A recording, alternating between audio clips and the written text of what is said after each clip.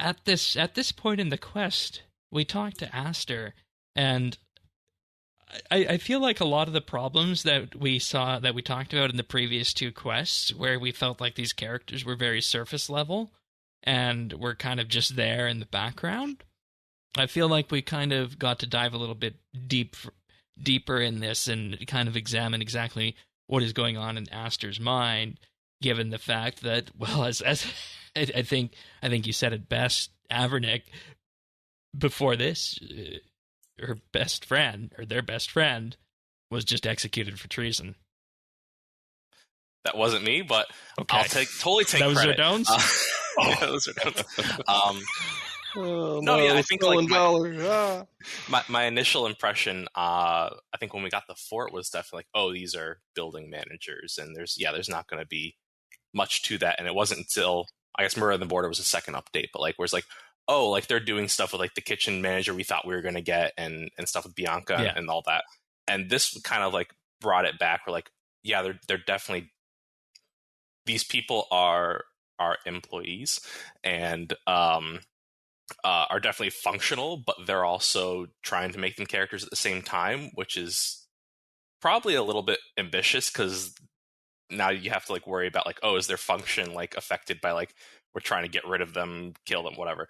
But I think that doing something with Aster, this quest throughout, was started popping up here and becoming more noticeable. And I think most players picked up on it like by like at least the next interaction, like, oh, this is definitely what they're doing with it. Like it was pretty obvious.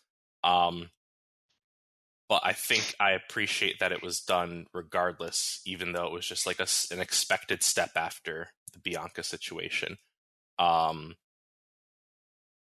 starting here, I think like is like, it's a good, I think I said it before, it's like a good B story to like start in the beginning of the quest and like bring throughout, because the quest is kind of a stepping stone. You need like a through point that has a beginning, middle, end in this quest, where we tell a story about like Aster dealing with this grief, and she's got all the traits like denial and trying to like make up for it and bargaining, stuff like that. Like, so I think this is the point where I was like, oh, this is the thing I didn't expect from the quest. Yeah, and you know, you can actually kind of see that in the way your character interacts with Aster, starting at the beginning underneath in the crypt there, because you in effect have three paths that you can go.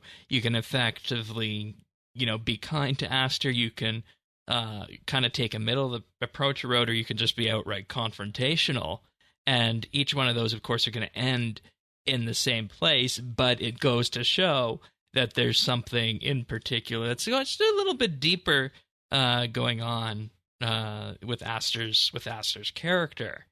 And, you know, I think they do need to resolve that, because it wasn't necessarily, I think, handled the best way in Murder on the Border, was it? Because we basically said, I think our summation of that quest was that, oh, it's just it's a murder mystery, and there's no real character development here. You're just solving the murder, and off we go, right? It was a character exploration. It wasn't really a development. Yeah, exactly. I was surprised how much that quest has like come back, like with like the Elmaria point and now like the Aster point. Like, there's a lot of things that were in that quest that felt like that was it and done, and it keeps like rearing its head. Well, it really is. It was the setup for this new cast of characters that are sort of the through line of this quest series. Mm-hmm.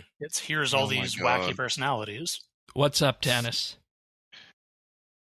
The comparison I made earlier, it just keeps coming back up, and I mean, it's the sequel trilogy. Here we are. Here's our new cast of characters. Oh, really, aren't they beloved?